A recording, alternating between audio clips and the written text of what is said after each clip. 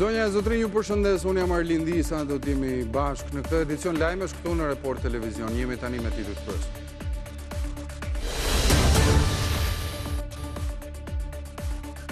Banorët e fshatit Rjoll të Shkodrës e zhvendosën para Spakut protestën disa ditore kundër ndërtimit të një resorti në Velipoj nga kompania Gener 2 e oligarku të lidhur me Berishën, biznesmenit dhe botuesit Bashkim Ulaj. Ata kërkuan pezullimin e punimeve deri në verifikimin ligjor të pronësisë së tokës.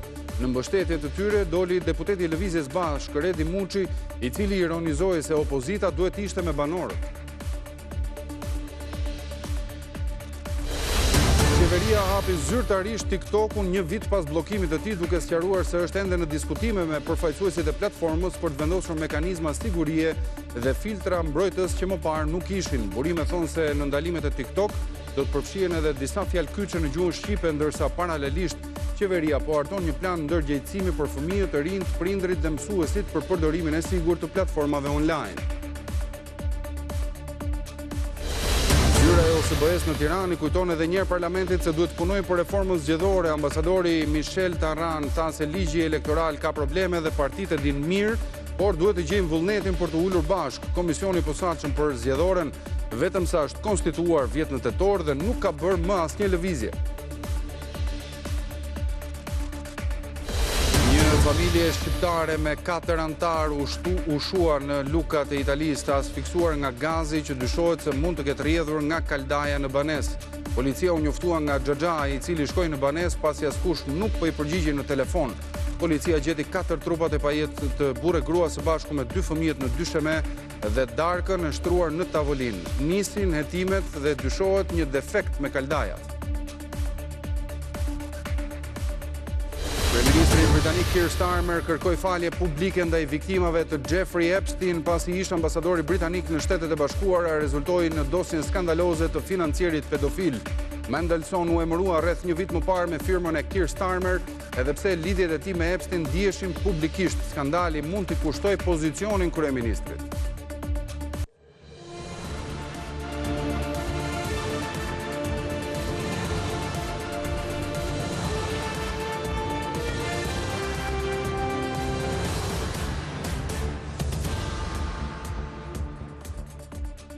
Banorët e fshatit Rjoll të Shkodrës e zhvendosën sot protestën para Spakut, duke parë atë si shpresën e vetme që të mos u grabiten tokat nga Bashkim Ulaj. Me dokumentet e pronësisë me vete, ata paraqitën një kallëzim të ri penal dhe kërkuan që të pezullohet ndërtimi i resortit deri në verifikimin ligjor të pronësisë së tokës.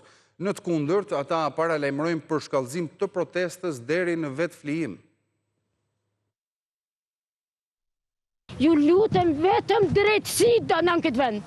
Protesta në ditën e 4 të radhazi kundër resortit të Bashkim Ulajt, banorët e Baks Rjollit e zhvendosën përpara prokurorisë së posaçme, me pretendimin se po ngrihet në tokat e tyre.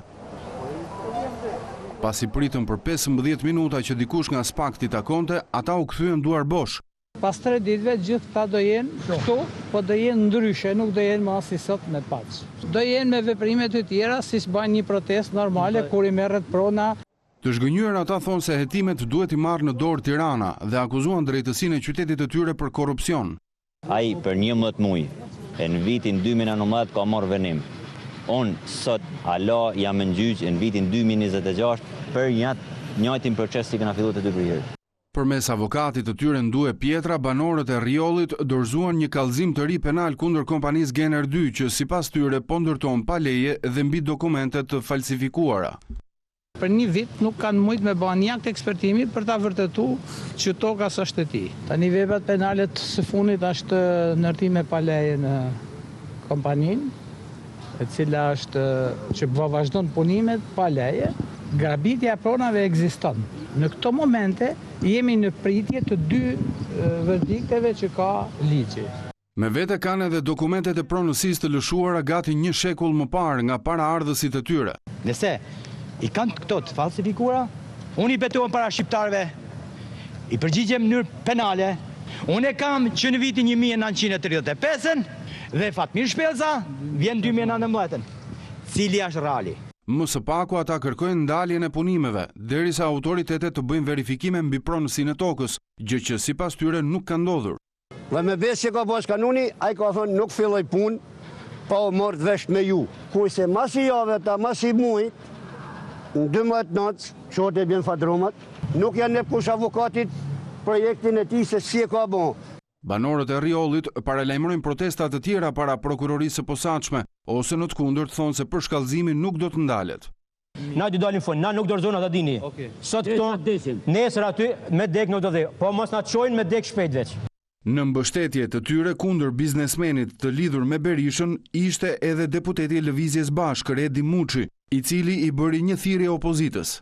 Çdo kush që në këtë vend e quan veten opozitar, sot do duhet ishte këtu, duhet të jetë në mbështetje të këtyre njerëzve dhe jo thjesht të kërkoj dorëheqjen e Belinda Ballukut, kur Belinda Balluku me firmën e saj po u shkatron jetët njerëzve.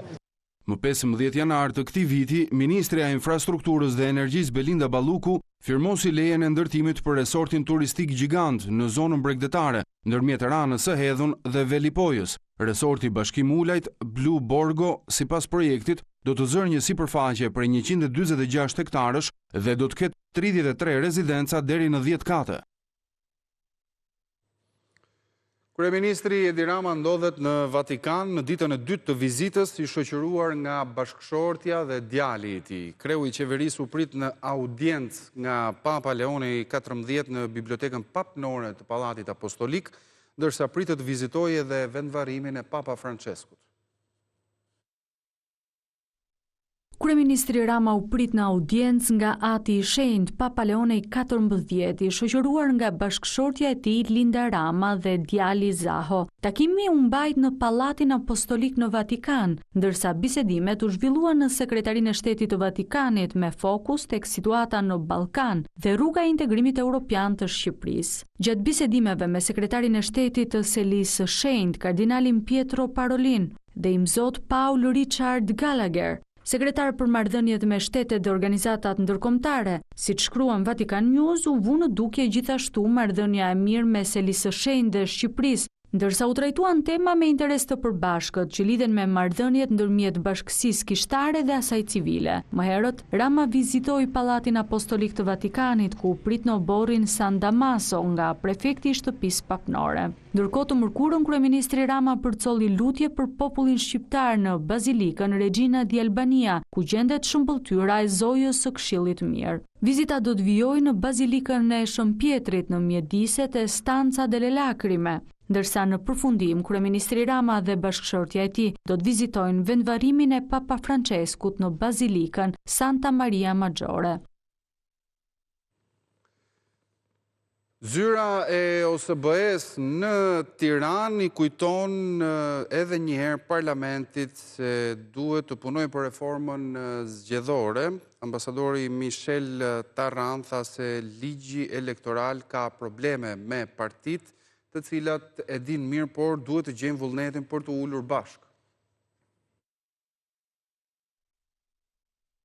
Klima politike në vend ka pezulluar edhe punën për reformën zgjedhore. Komisioni i posaçëm për këtë çështje është ngritur që në tetor, por nuk është mbledhur më dhe nuk ka asnjë produkt. Pasi marrëdhënia mes mazhorancës dhe opozitës është konfliktuale dhe palët nuk ulen bashkë, as për këtë reformë, as për territorialen. Këshilluesit kryesor në këtë fushë, diplomatët e OSBE-s kërkuan që deputetët të rikthehen në punë për të zbatuar rekomandimet e Odirit. Që enkurajojnë punën e komisionit ad hoc, komisionit për reformën e zgjedhjeve, që shpresojmë shpejt do të rifillojë punën e saj, sepse puna e saj është një punë shumë e rëndësishme, sepse ka një problem, ka disa problem. Ky është një rekomandim që bëhet nga mision të vëzhgimit të Odir çdo herë. Ambasadori i OSBE-s në Tiranë është i bindur se palët politike janë të vetëdijshme për detyrat e shtëpisë.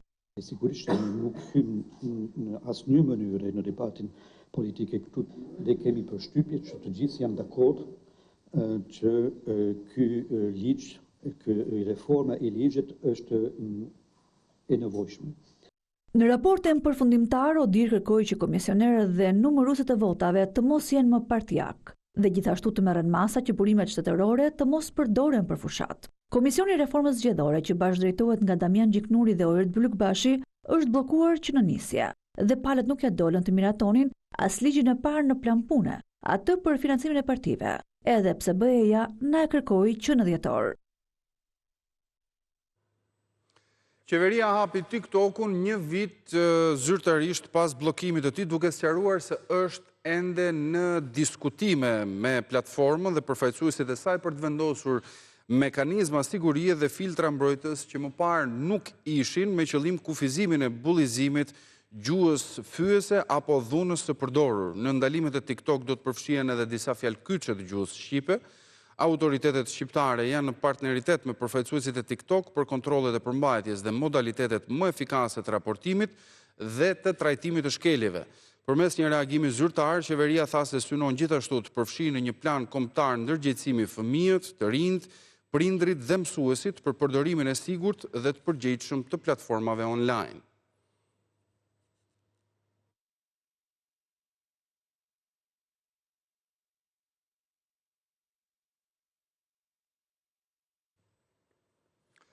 Bashkia e Durrësit është zyrtarisht në hetim për përmbytjet e 6 janarit. Prokuroria Suela Beluli ka urdhëruar sekuestrimin e dokumentacionit për tenderin e argjinaturës së lumit Erzen. Siç shihet në vendimin që Report Televizion ka siguruar, po hetohet procedura e prokurimit dhe marrjes në dorëzim të objektit rehabilitimi i argjinaturës, ngritjes së bankinës dhe sistemimin e argjinaturës së lumit Erzen.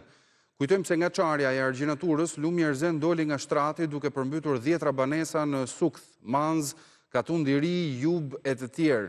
Ndërkohë më herët, Prokuroria e Durrësit ka sekuestruar dhe dokumentet e tenderit të hidrovorit në Porto Romano, i cili është në varësi të bordit të kullimit. Hetimi përfshin veprat penale të shpërdorimit të detyrës dhe shkatërimit të pronës, dhe qëllimi është të zbulohet nëse vendimet e zyrtarëve të bashkisë dhe bordit të kullimit kanë ndikuar në përmbytjet e 6 janarit, që sollën dëme në afro 1000 banesa, biznese e të tjerë. Ishte gjithçka për këtë edicion lajmesh, unë ju falenderoj për vëmendjen, bashkë miropafshim.